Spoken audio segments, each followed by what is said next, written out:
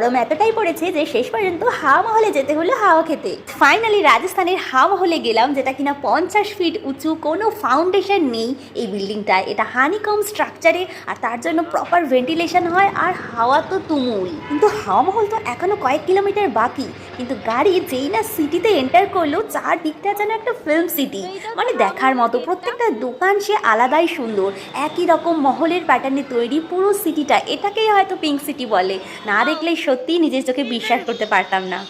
তো আমরা কিন্তু হাওয়া মহলের একদম কাছে চলে এসেছি।